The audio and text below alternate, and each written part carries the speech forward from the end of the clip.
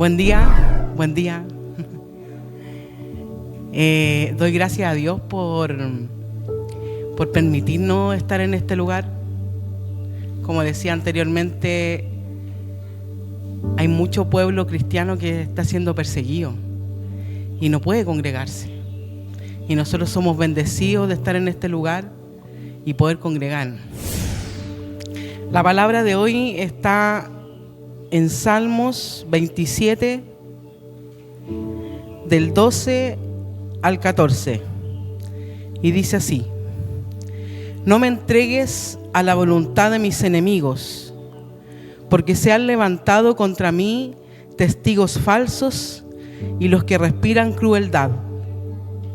Hubiera yo desmayado si no creyere que veré la bondad de Dios en la tierra de los vivientes. Aguarda al Padre, esfuérzate y aliéntese tu corazón. Sí, espera al Señor. Esta palabra el Padre me la dio cuando vivimos el COVID y yo trabajaba en salud y eran jornadas súper extenuantes. Y ¿cuántos de nosotros en algún momento hemos estado en el medio de una prueba, cansados? Pero siempre el Padre nos ha dado la victoria.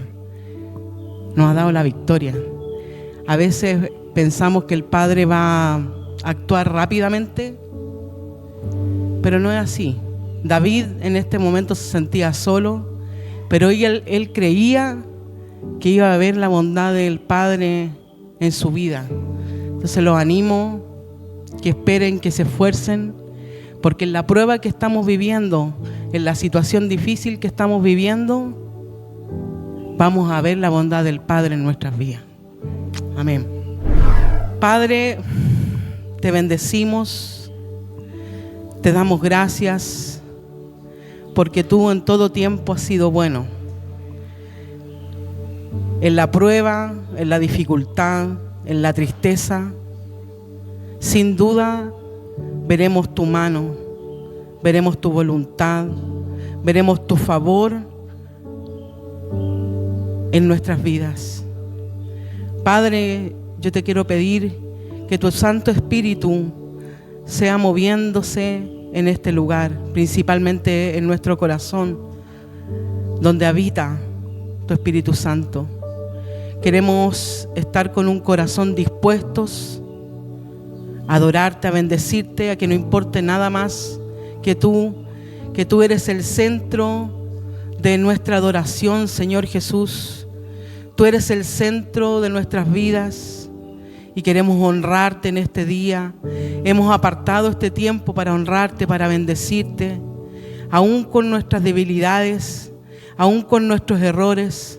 Sabemos que tú miras y tu favor está con nosotros. Te bendecimos, Padre.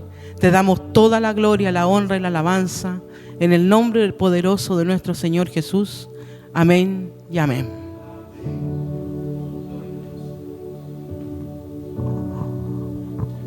Gracias, hermana Alejandra, por esa palabra de apertura.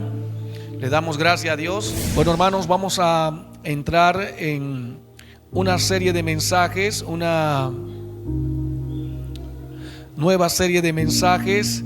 Estamos compartiendo series de mensajes porque es la forma en que la iglesia aprende mejor. Tratamos de no predicar un mensaje hoy, otro domingo, sino un tema en el que podamos nosotros comprender, entender y así poder tener ese concepto claro de lo que Dios nos quiere hablar en su palabra. La semana pasada terminamos la serie de mensajes, Un Dios impredecible. Hoy comenzamos la serie de mensajes, El propósito de la iglesia. Ese es el título del mensaje hoy, El propósito de la iglesia, parte 1. Y vamos entonces a hacer esta pregunta: ¿qué es la iglesia? ¿Se han preguntado ustedes qué es la iglesia? Alguna vez, en algún momento dirán: ¿y qué es la iglesia? Mucha gente pensará que la iglesia es el edificio, es la construcción. A veces se le llama iglesia, pero en sí esa no es la iglesia. En sí esa no es la iglesia. Vamos a ver, primero que todo, la iglesia en arameo, ¿cómo se escribe? La iglesia en arameo se escribe etta. Según el diccionario arameo de la Biblia Pechita, significa el cuerpo de Cristo, la entidad invisible integrada por los hijos de Dios, nacidos de nuevo. Es maravilloso, porque aquí esta Biblia Pechita, que es la que voy a usar hoy para predicar, esta es traducida de los antiguos manuscritos arameo. Y la Biblia Reina Valera, que tienen mucho, se apoya en la traducción de esta Biblia, porque esta Biblia se tradujo primero que la Reina Valera, la Biblia Pechita. Entonces, esta Biblia traduce del lenguaje original que tuvo Jesucristo cuando estuvo en la tierra. Jesucristo cuando estuvo en la tierra, el lenguaje natal de él era el arameo. Él no hablaba griego, no hablaba latín, no hablaba tampoco hebreo. Sí los hablaba, pero en el concepto de que no era su lenguaje diario de comunicarse. Porque Jesucristo hablaba todos los idiomas, porque Él es el creador de los idiomas, pero no los ocupaba. Quizás cuando hablaba con un romano, hablaba en el lenguaje de los romanos. Cuando hablaba con los griegos, hablaba en el lenguaje de los griegos. Cuando hablaba con los judíos y los sacerdotes, le podría hablar también en el lenguaje de los hebreos. Cuando hablaba con el pueblo que estaba con él, con sus discípulos, le hablaba en arameo, porque ellos hablaban en arameo. ¿Cuántos han visto la película La Pasión de Cristo? De Mel Gibson, la que produjo Mel Gibson. Esa película fue hecha en arameo, porque era el lenguaje natal de Jesucristo. Por eso es que esa película se produjo en arameo. Y aquí dice que nosotros, la iglesia, es el cuerpo de Cristo, y Él es la cabeza, y nosotros somos la entidad invisible integrada por los hijos de Dios nacidos de nuevo. Y usa la palabra entidad invisible. ¿Por qué? Porque Dios es un Dios invisible. Él dice: yo soy el Dios invisible, el que nadie me puede ver. Entonces, Él, como Dios invisible, tiene una iglesia también que es invisible. ¿Y por qué es invisible? Porque esta iglesia no se ve físicamente, sino que espiritualmente.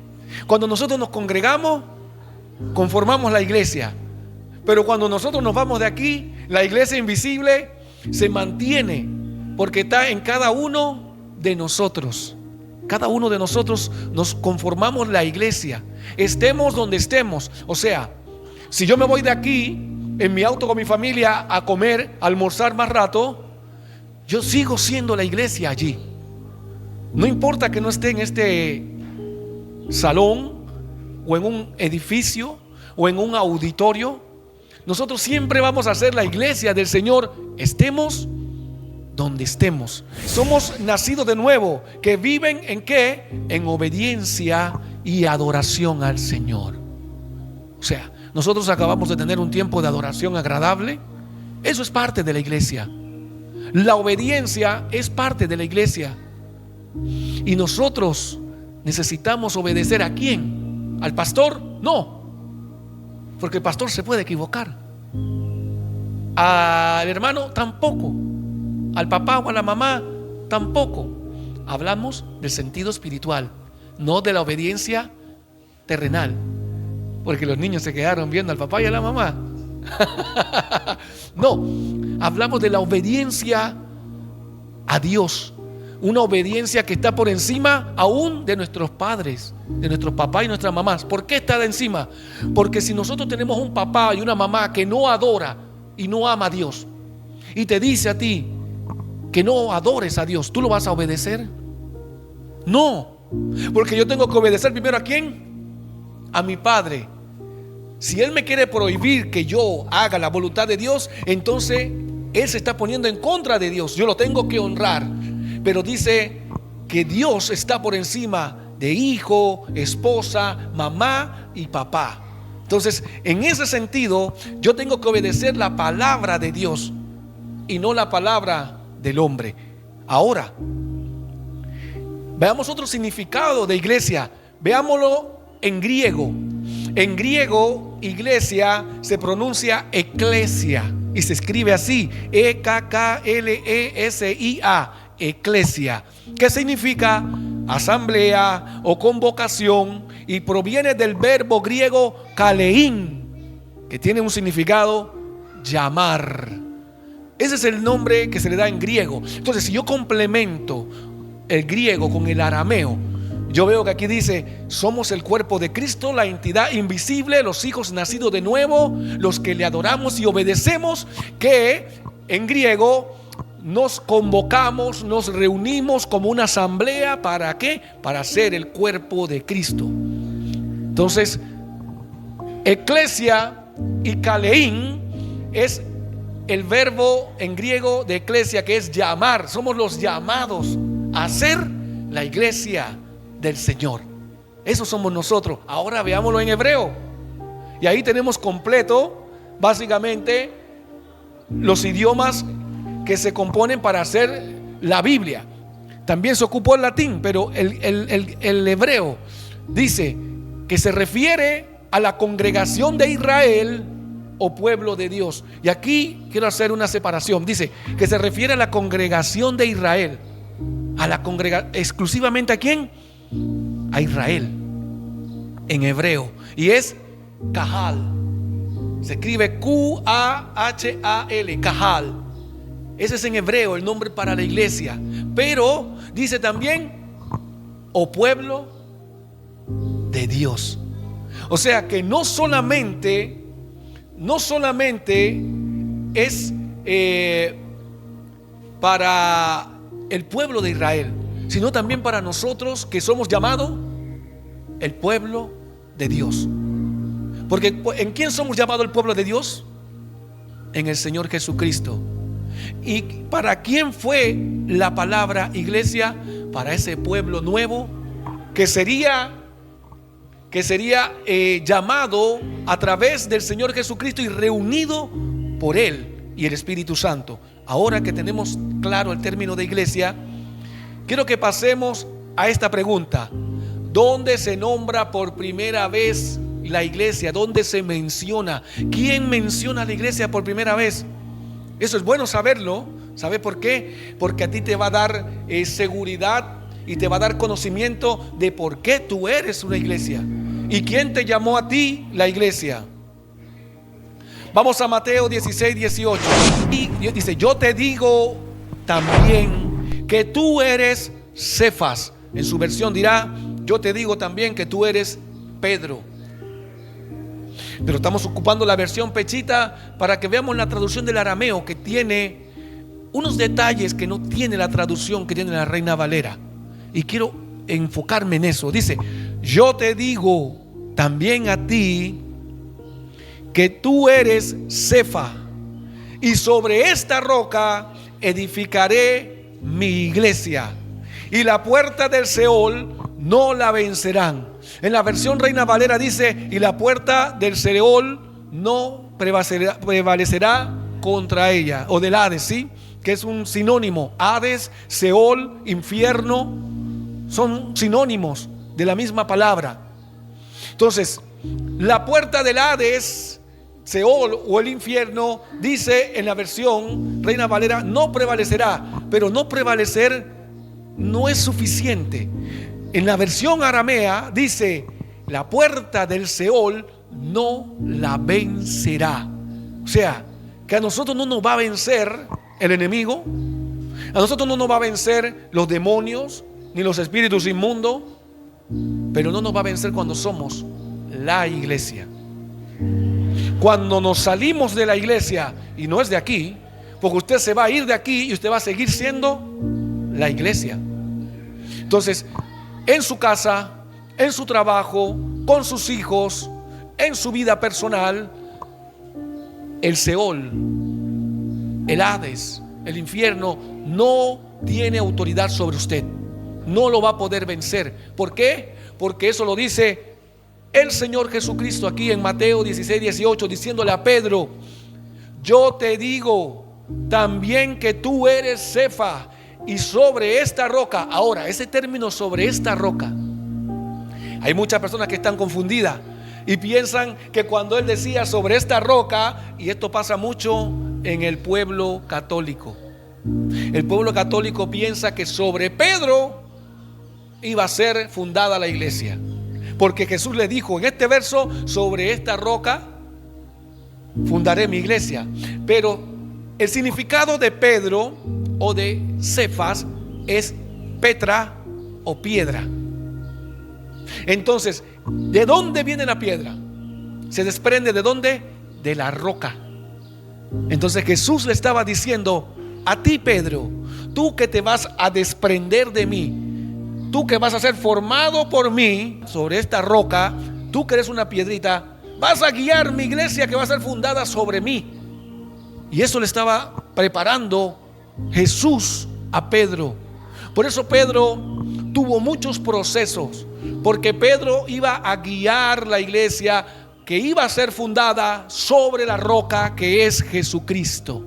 Entonces, por eso la Biblia dice: no era Pedro ni la sombra de Pedro que hacían milagro, sino que era el Espíritu Santo que actuaba sobre Pedro, que sanaba a los enfermos y hacía milagro.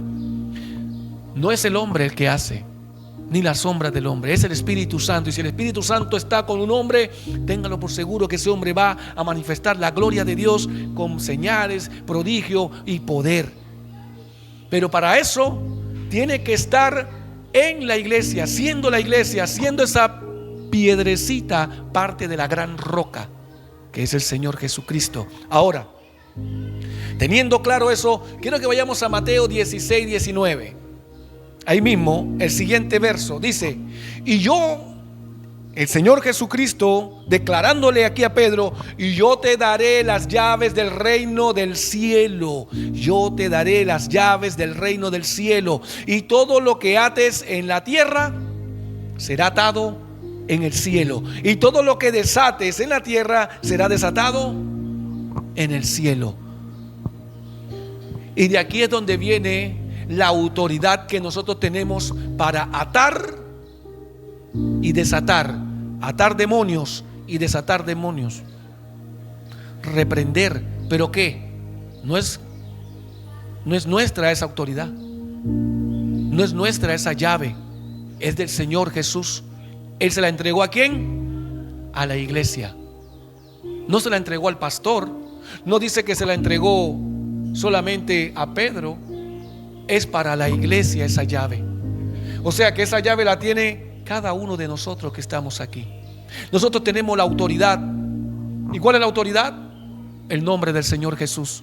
¿Cuál es la autoridad? El Espíritu Santo de Dios. Entonces, cuando llega a nuestra vida el miedo, la inseguridad, nosotros tenemos que aplicar la autoridad que nos ha sido entregada. ¿Dónde? En Mateo 16, 18 y 16, 19. La autoridad. ¿Por qué? Porque tenemos la llave del reino de los cielos. Entonces, cuando la iglesia se reúne, cuando la iglesia se congrega y se convierte en el cuerpo del Señor Jesucristo, ¿usted sabe el poder que tenemos nosotros? ¿Usted sabe la tiniebla cómo tiembla? ¿Usted sabe el miedo que le da a Satanás y sus demonios cuando hacemos esto? Cuando vencemos el sueño, la pereza, cuando dejamos de poner otras cosas que sean más importantes que venir aquí. Porque ¿sabes qué? Cuando nosotros estamos en nuestra casa somos iglesia, sí, somos iglesia. En todos lados somos iglesia. Pero cuando la iglesia se congrega y se reúne, hay un poder que se manifiesta. ¿Por qué? Porque el poder de la fe de cada uno de los que estamos aquí se suma en uno solo. Y se manifiesta la gloria de Dios a través del Espíritu Santo, a través de la fe, trayendo liberación, trayendo sanidad y trayendo milagros. Y la iglesia, ¿qué pasa? Se edifica, la iglesia crece, la iglesia madura. Y eso es importante. Ahora, vamos al siguiente punto. ¿Cuándo nace la iglesia? Ya sabemos el significado de la palabra iglesia en arameo, en griego y en hebreo. Sabemos también dónde se mencionó por primera vez. La mencionó el Señor Jesucristo cuando estuvo en la tierra. Una conversación que tuvo con Pedro delante de sus discípulos, diciéndole que sobre esta roca, sobre él, fundaría su iglesia, y que nos entregaría a nosotros, la iglesia, la llave del reino de los cielos, y que la puerta del Hades, la puerta del infierno, del Seol, no va a poder vencernos ni va a poder prevalecer en contra nuestra. Hermano, hermana, crea esta palabra. ¿Sabe por qué? Porque es dicha por el Señor Jesucristo.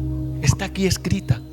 Ahora, sabemos que Él llamó a la iglesia primera vez ahí. Ahora, ¿cuándo nació? Porque esto es algo, conversaba con mi hermano Leonardo hace un rato y le decía: hermano Leonardo, nosotros no sabemos las cosas que van a pasar en el futuro.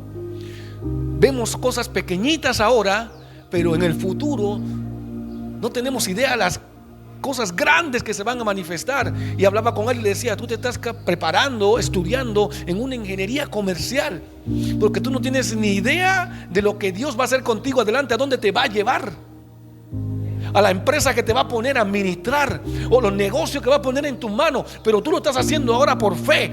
Tú te estás preparando, estás estudiando, aunque tú no estás viendo esa empresa, aunque tú no estás viendo ese cargo, pero ya Dios tiene preparada la empresa, el cargo y la posición para ti. Pero tú por fe estás creyendo, y yo por fe voy a la universidad y sacrifico estar una semana lejos de mi familia, comiendo allá, quizás preparándome la comida yo mismo y no comiendo la comida de mamá, porque la comida de mamá y papá no es la misma que está en la calle. Entonces, pero dice Leonardo: yo por fe voy a dar ese paso, porque yo sé que Dios me abrirá una puerta, cuál no sé, pero Él sabe. Y decía Leonardo, esta iglesia ahora está pequeñita, aquí habemos unos cuantos nada más, pero ¿sabe algo? El día de mañana no sabemos dónde Dios nos va a llevar, no sabemos qué Dios va a hacer con nosotros, pero nosotros por fe nos estamos preparando aquí para lo que viene. Cuando yo era un muchacho que trabajaba, todavía soy un muchacho, pero cuando era un muchacho más joven, que podía tener unos 22 años, por ahí más o menos tu edad, escuché a un sabio decir esto: nunca, y esto me lo dijo, pienses que vas a tener una posición en una empresa si tú estás esperando que te llame el jefe para darte la posición. Primero prepárate para que cuando él te llame, tú estés listo para la posición. Porque ¿sabes qué? El jefe va a estar viendo quién es el que está preparado. Él no está viendo quién es el que quiere la posición, sino quién es el que se prepara para la posición. Entonces nosotros tenemos que prepararnos aquí para lo que queremos que el Espíritu Santo haga en nuestra vida. Usted de repente se ve: ¿cuántos años llevo en el Evangelio sentado en una silla? ¿Cuánto tiempo leyendo la Biblia? Pero nunca he hecho nada. Nunca he manifestado esos poderes que habla la Biblia, que habla el Señor Jesús, que hablan los evangelios. Nunca. Pero ¿sabe algo? Pero si usted se capacita, se prepara, usted dice: en algún momento el Espíritu Santo me va a usar, y Él te va a usar. ¿Sabes por qué? Porque Él va a poner en ti el querer como el hacer por su buena voluntad. Y esta iglesia hoy, estamos aquí unos cuantos, pero el día de mañana quizás el que esté predicando aquí sea mi hermano Leo, sea mi esposa, sea mi hermano Diego, o sea cualquier persona que no está aquí, o el que esté enseñando la palabra. Puede ser mi hermano Miguel, puede ser mi hermana Rosa, que esté explicándole a las personas. ¿Por qué? Porque se está preparando. Y prepararse no es solamente aquí, prepararse es en la casa, cuando uno está solo. Y eso no depende de mí, eso depende de cada uno con Dios. Porque la iglesia del Señor no es para congregarse nada más los domingos. La iglesia del Señor es en todo tiempo. O mi hermano Leo estudia solamente los lunes. No, estudia los lunes, martes, miércoles, jueves, viernes, aún hasta los sábados y domingos. Porque el que se quiere preparar tiene que sacar el tiempo para prepararse. Eso es importante. Ahora, ¿cuándo nace la iglesia? Hechos capítulo 2, verso 1 al 4. Vamos a Hechos capítulo 2, verso 1 al 4. Y esto es importante. ¿Sabe por qué? Porque nosotros tenemos que tener claras estas cosas para que no nos engañen. El Señor Jesucristo le dijo a sus discípulos cuando le estaban preguntando: ¿y cuándo será el fin? Dice que nadie los engañe.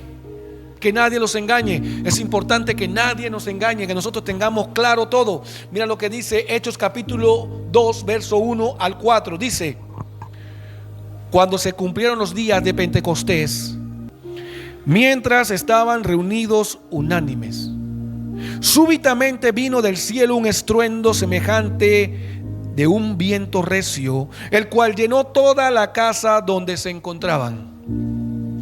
Y se les aparecieron lenguas que se repartían como fuego y se asentaban sobre cada uno de ellos. Y el verso 4 dice: y todos fueron llenos del Espíritu Santo y empezaron a hablar en diversas lenguas, conforme a lo que el Espíritu les daba que hablaran. Qué interesante.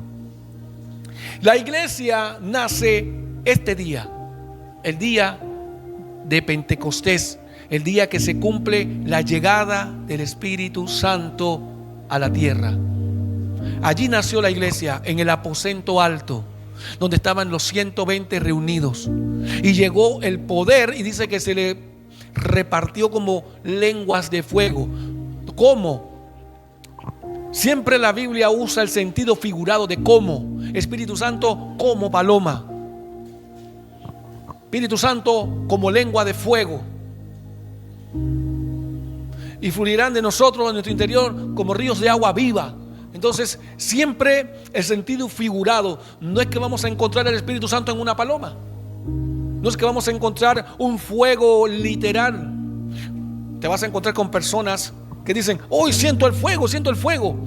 Y me he encontrado, yo que vengo de Panamá, mucha gente con emoción, y comienzan a hablar en lengua, y comienzan y los agarra, y tengo el fuego, y me caigo y me tiro al piso. Y lo digo como siervo de Dios.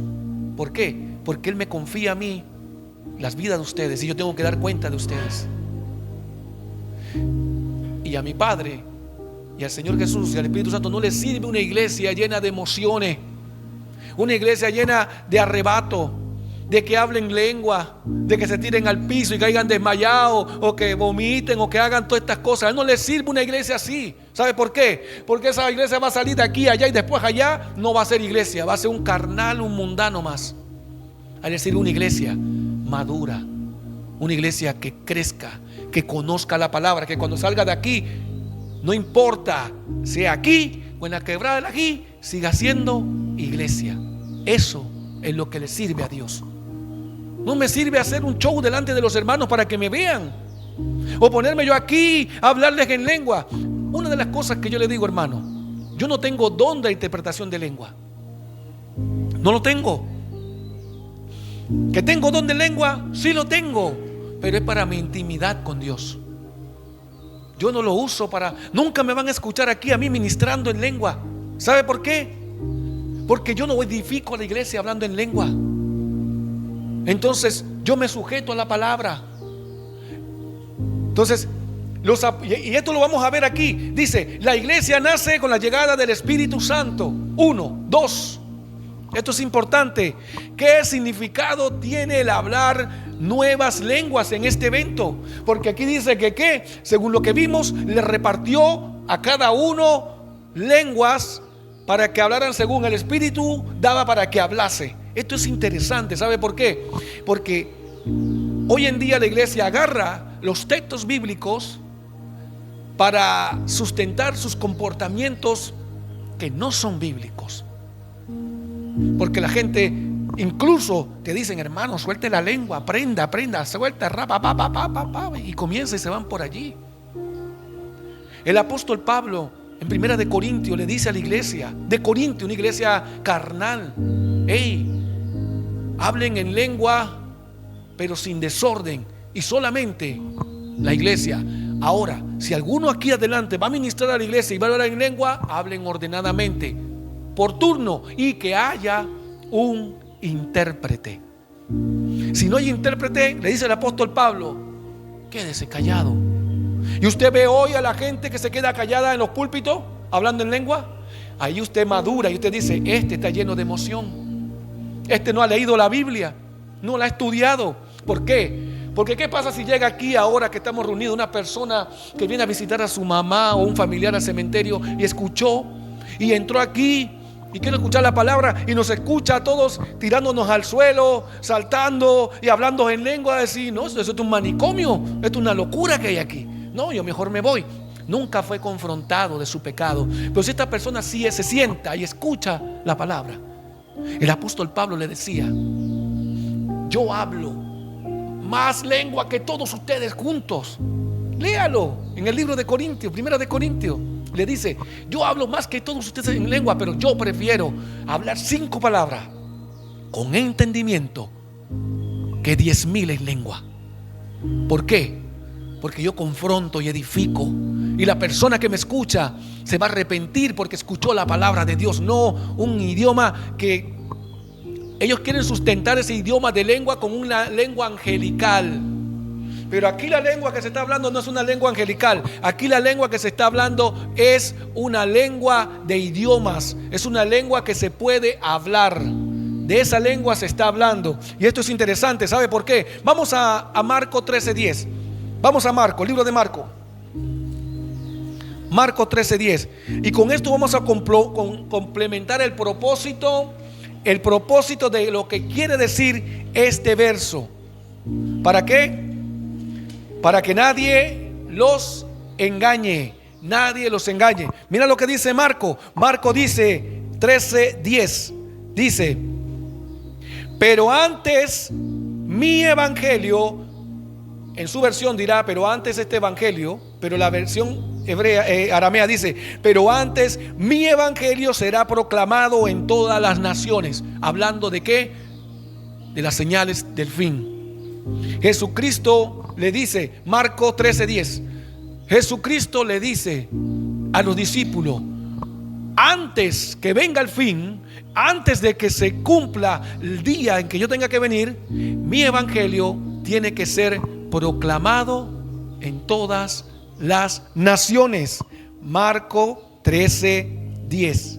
Marco 13:10, capítulo 13, verso 10. Entonces, esto es importante. Si Jesucristo dijo esto a sus discípulos, y el Espíritu Santo cuando viene, el don de lengua que manifiesta es hablar en lenguas de quienes, de los que estaban allí, lo escuchaban y los entendían. Medos, partos, habían griegos, había gente del Ponto, italianos, habían de todas lenguas, gente de Etiopía, de todo, y dice que los escuchaban hablar en su idioma. Entonces no tiene que ver nada con el arrebato que hoy en día en iglesia se manifiesta. Entonces, si yo tengo don de lengua y lo tengo, yo no lo voy a manifestar delante de la iglesia para que ustedes me vean a mí que soy más espiritual. No, esto es para ocuparlo yo en mi intimidad con Dios. Allí lo ocupo. Acá yo les voy a predicar en el idioma que ustedes entienden. Eso tiene que hacer la iglesia. Y aquí vemos cuándo nació. Ahora, esto es importante. ¿Cuál es el mensaje de la iglesia? Porque la iglesia tiene que tener un mensaje, ¿no? Un propósito. Dice, el mensaje de la iglesia debe ser Jesucristo como el Señor, como el camino, la verdad y la vida, según Juan 14:6. Jesús le contestó, yo soy el camino, la verdad y la vida. Nadie viene a mi Padre si no es por medio de mí. Entonces, ¿cuál es el mensaje de nosotros? Jesucristo es el Señor. Él es el camino, Él es la verdad y Él es la vida. No podemos llegar por ningún otro medio ni por ninguna otra puerta, porque Él dijo, yo soy la puerta. Por mí tienen que entrar, yo soy el camino, la puerta angosta, la puerta estrecha. Entonces, esto es interesante. Mire, ¿cuál es el resultado de este mensaje? Porque tiene que haber un resultado en el mensaje. Si nosotros predicamos que el Señor Jesucristo es el camino, la verdad y la vida, y nadie llega al Padre a través de Él, eso tiene que producir un resultado, ¿no? ¿Estamos de acuerdo? Tiene que haber un resultado en el mensaje de la iglesia. O predicamos como quien predica al viento, no, pues nosotros predicamos una palabra que tiene que producir en la vida de las personas un cambio. Primero lo va a producir en nuestra vida. Porque ¿sabe algo? Las personas quieren ver frutos para creer. Y el Señor Jesucristo dijo que por sus frutos los conocerán. Entonces nosotros tenemos que ser conocidos por el impío, por el inconverso, por nuestros frutos. Si no tenemos frutos, no servimos. Somos como aquella higuera estéril, que a pesar de estar bonita, verde y frondosa, cuando Jesucristo llegó para comer de ella, dice que no había fruto y la maldijo y se secó. Entonces no podemos ser así. Mire lo que dice Hechos capítulo 2. Vamos al mismo libro de Hechos capítulo 2, verso 37 al 39. Habiendo ellos escuchado estas cosas, se conmovieron en su corazón y dijeron a Simón. Simón era ¿quién? Pedro, Cefas, la piedra, el que iba a usar el Señor Jesús para qué, guiar a su iglesia. Dijeron a Simón y a los otros apóstoles: ¿qué haremos, hermanos nuestros, después de haber escuchado qué? El mensaje de la iglesia, el Cristo que ellos habían matado y que había sido resucitado, y que ellos atravesaron con una lanza. Y después que escucharon a Pedro con la autoridad del Espíritu Santo, ellos sintieron en su corazón ese temor. Y dice: Simón les dijo: arrepiéntanse y sea bautizado cada uno de ustedes en el nombre del Señor Jesús para el perdón de los pecados, para que reciban el don del Espíritu Santo. Yo quiero aclarar algo aquí, que también se está usando malamente hoy, y lo van a ver en las redes sociales. Mucha gente dice que solo se tiene que bautizar en el nombre de Jesús, y eso está mal. ¿Por qué? Porque se agarran de este verso que dice aquí: y bautícese cada uno en el nombre de Jesús para arrepentimiento y que reciban el don del Espíritu Santo. Mucha gente dice: no hay que bautizar en el nombre del Padre, ni del Hijo, ni del Espíritu Santo, sino que hay que bautizar en el nombre de Jesús solamente. ¿Cuántos han visto en las redes sociales? Yo lo he visto. He visto gente y he visto pastores bautizando en el nombre de Jesús solo. Pero ¿quién dijo esto? ¿Quién lo declaró? Pedro. ¿Y Pedro qué es? Un hombre como usted y yo. Y en algún momento yo predicando me puedo confundir y puedo decir algo que de repente no esté completo. Si no, ahora vamos a ir a Mateo 28:19 para aclarar esto. Vamos a Mateo capítulo 28, verso 19. Porque ¿sabe qué, hermano? No hay nada mejor que la palabra para aclarar las dudas. Mateo 28:19 dice: por tanto, vayan y hagan discípulos en todas las naciones y bautícenlos en el nombre del Padre y del Hijo y del Espíritu Santo. Ahora, ¿quién dijo esto? Jesús. No lo dijo Pedro. Entonces, en un momento de emoción, quizás yo pueda decir que Adán fue el que construyó el arca y que Noé fue el que creó Dios, pero me puedo confundir como un hombre, porque no fue ni Adán el que construyó el arca, ni Noé el que formó Dios del barro. Posiblemente Pedro, en medio de ver este poder que se estaba manifestando, recuérdense que es el primer discurso de Pedro donde se convierten los primeros 5,000 cristianos.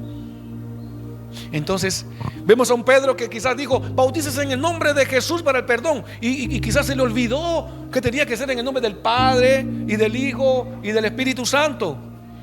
O puede haber sido también un problema en la traducción, porque acuérdense que esto lo tradujeron los hombres, y en la traducción pusieron solamente a Jesús. Pero aquí Jesús habla y dice: van a ser mis testigos, hagan discípulos y bautícenlos a cada uno en el nombre del Padre y del Hijo y del Espíritu Santo. Ese es el orden correcto para recibir el Espíritu Santo. Ahora, dejando claro esto, vamos a pasar a esta parte. ¿Quién añade a la iglesia? ¿Quién añade a la iglesia? ¿Quién hace que la iglesia crezca? Muchas veces equivocadamente decimos: los hermanos tienen la responsabilidad de que la iglesia crezca, las ovejas tienen que parir ovejas, ustedes tienen que traer ovejas. ¿Cuántos han escuchado eso? ¿Cuántos han escuchado que de repente alguien les dice: oh, no, usted tiene que traer ovejas porque los pastores no paren ovejas, los pastores cuidan ovejas y las ovejas son las que paren ovejas? ¿Eso es dónde? En lo natural. En la serie de mensajes que estuvimos viendo nos dimos cuenta que tenemos un Dios impredecible, que Él no hace como nosotros pensamos. Y si yo me voy al libro de Hechos, capítulo 2, versos 41 al 47, léalo conmigo. Y los que estuvieron dispuestos a aceptar su palabra habían creído y fueron bautizados. Y aquel día se agregaron unas 3,000 personas a la iglesia. 3,000 personas a la iglesia. Y el verso 42 dice: y permanecían firmes en la doctrina de los apóstoles y participaban en la oración y en el partimiento del pan. Y dice el 43 al 47: y sobrevino temor a toda persona, y a través de los apóstoles eran hechos muchos milagros y maravillas en Jerusalén. Y todos los que habían creído estaban unánimes y tenían todas las cosas en común. Y el 45 dice: y los que tenían una propiedad la vendían y se repartían a cada uno de acuerdo a sus necesidades. Y cada día perseveraban unánimes en el templo y en los hogares partían el pan y recibían el alimento con gran júbilo y con sencillez de corazón. Y aquí está el verso clave, el 47, dice: y alababan a Dios, hallando favor ante todo el pueblo, y nuestro Señor agregaba cada día, ¿a dónde? A la iglesia, los que iban a ser salvos. O sea, el Señor Jesucristo va a agregar a esta iglesia cada día los que van a ser salvos. Nosotros tenemos un compromiso ¿de qué? Llevar el mensaje. Pedro llevó el mensaje, Pedro predicó el mensaje, ¿pero qué? ¿Pero qué? Después que predicó ese mensaje, ¿qué hubo? Arrepentimiento. Después que hubo arrepentimiento, ¿qué hubo? Reconocer al Señor Jesús como Señor. ¿Y qué hubo? Bautismo. Se bautizaron. ¿Y después qué? La llenura del Espíritu Santo. Y esto es importante. Ahora, quiero que veamos 4 cosas importantes aquí. La disposición. Hubo disposición en las personas. ¿De qué? De recibir la palabra que Pedro predicó. ¿Pero por qué la recibieron? Porque estaban listos, porque el Espíritu Santo ya los tenía preparado. Usted le puede predicar a muchas personas y quizás usted diga: ¡oye, qué dura la persona! Duro como una piedra, parece un huevo cerrado, una ampolleta, no le entra nada. ¿Cómo no entender que tiene que arrepentirse? Pero ¿sabe qué pasa? Es que no es usted el que va a añadir a esa persona a la iglesia, es el Señor. Y el Espíritu Santo, cuando una persona está lista, usted ni siquiera va a tener que corretearla. Ella la va a buscar, usted le va a decir: oye, yo escuché que tú eres cristiano, ¿me puedes ayudar? Y así va a pasar. Y de repente el Espíritu Santo te va a poner a ti: háblale que está listo. Pero usted va a decir: ay, no, es que tengo pena, tengo vergüenza. Disculpen que en Panamá se usa la pena como vergüenza, acá se usa como tristeza. Pero en Panamá dice: no, es que tengo pena, tengo vergüenza. No, yo no, que voy a hablar si yo ni siquiera ni me sé la Biblia. Me sé nada más un solo versículo. De tal manera amó Dios al mundo que ha dado su único unigénito para que todo el que cree en Él no se pierda y reciba vida eterna. Es el único que me sé y es el único que necesitas. No necesitas más. ¿Necesitas qué? Disposición. La disposición fue la que produjo en ellos arrepentimiento. Ahora, 2, permanecer firmes. Nosotros necesitamos permanecer firmes aquí. No importa lo que pase, no importa las situaciones que se den, tenemos que permanecer como firmes, porque no venimos aquí para agradar al hombre, venimos aquí para agradar ¿a quién? Al Señor Jesús. Entonces, mientras nosotros nos agradamos al Señor Jesús y nos mantengamos firmes y tengamos la disposición, el Espíritu Santo se va a seguir manifestando y va a seguir añadiendo. 3, el temor de Dios. Muy importante el temor de Dios, porque el temor de Dios es el principio de la sabiduría. Y si tú tienes temor de Dios, tú puedes recibir revelaciones profundas y grandes aquí en la Biblia, porque es el principio para ser sabio, el temor de Dios. Y eso fue lo que le vino a ellos, el temor de Dios. Y esto es importante, la unidad y la generosidad. La unidad. Y aquí quiero hablar algo.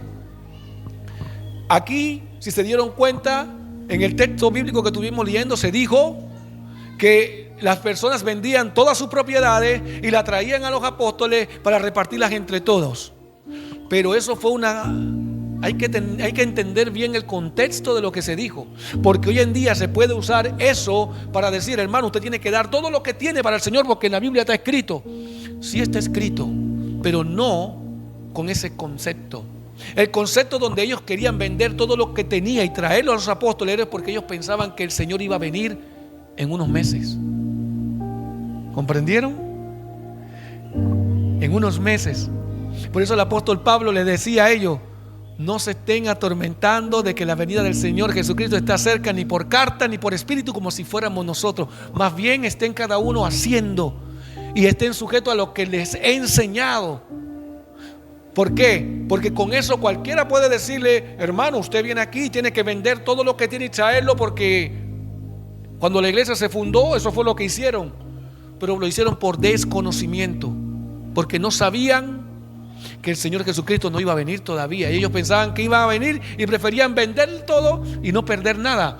Pero hoy sabemos que no es así, que tenemos que ser generosos, sí, y que tenemos que dar como hemos propuesto en nuestro corazón, como la palabra dice. Eso es importante. ¿Quién guía la iglesia? Y con esto terminamos. ¿Quién guía la iglesia? Romanos 8:14 dice: porque los que son guiados por el Espíritu de Dios, los tales son hijos de Dios. O sea, el Espíritu de Dios es el que guía la iglesia. El Espíritu Santo es el que nos guía, es el que nos tiene que guiar. Que use un pastor es una cosa, pero no es el pastor el que guía a la iglesia, es un hombre como usted, que necesita también cumplir con todo lo que se le exige a los hermanos para poder ser salvo.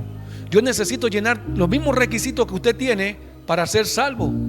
A mí no me hace salvo porque yo predique o porque esté guiando la iglesia de una forma visible, porque el que la guía de una forma invisible es el Espíritu Santo. Y si yo no me sujeto al Espíritu Santo, entonces la carne va a guiar la iglesia y no la va a guiar el Espíritu. ¿Y qué es lo que va a pasar? Va a pasar lo que pasó con la iglesia de Corinto, una iglesia carnal. Una iglesia carnal.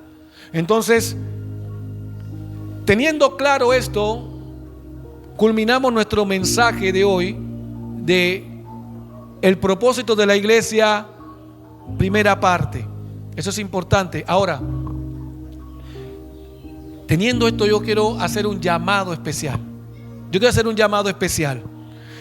Si alguna persona aquí desea confesar al Señor Jesús como Señor de su vida y dar ese paso que dieron estos nuevos creyentes, puede venir aquí conmigo y confesarlo y hacer una oración de fe. Es voluntario. El que se sienta preparado, el que quiera dar ese paso de fe. Yo lo di cuando era un niño y no me arrepiento. ¿Y sabe qué? A Dios le gustan los hombres que dan paso de fe. Si alguien hoy siente en su corazón que es el día de confesar al Señor como Señor de su vida, yo le invito a que pase aquí adelante. Amén. Gloria a Dios por estas dos almas que hoy quieren recibir al Señor Jesús como Señor de su vida. ¿Sabe por qué? Porque por esto murió Cristo. Para esto murió Cristo, y este es el propósito de la iglesia: que las almas confiesen al Señor y se arrepientan y sean llenos del don del Espíritu Santo.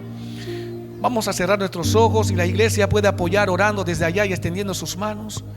Y ustedes van a repetir conmigo cuando yo les diga. Vamos a decir: Padre, dígalo en voz alta: Padre, hoy yo confieso al Señor Jesús como Señor de mi vida. declaro que he sido pecador y he vivido una vida lejos de ti. Pero hoy yo decido confesar y declarar al Señor Jesús como Señor de mi vida. Y le permito al Espíritu Santo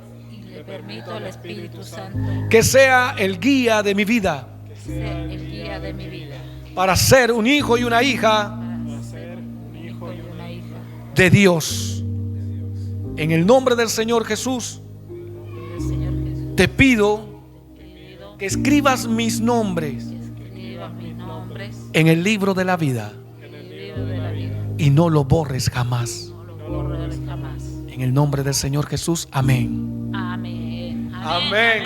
Gloria a Dios. Le damos gracias a nuestro Padre por estos hermanos que hoy pueden venir a abrazarlo, hermano. Vengan a abrazarlo, vengan a ser solidarios con nuestro hermano, que hoy en el nombre del Señor Jesús dan este paso de fe, dan este hermoso paso de fe y confiesan al Señor Jesús como Señor de su vida. Eso fortalece a la iglesia. ¿Qué mayor deseo de poder uno ser parte de esta hermosa iglesia? Esto es el propósito de la iglesia. Para esto hemos sido llamados, para predicar al Señor Jesucristo como el camino, la verdad y la vida, para que el Espíritu Santo convenza de pecado y transforme las vidas. Con esta maravillosa manifestación de amor, de confesión, vamos a orar y vamos a darle gracias a Dios.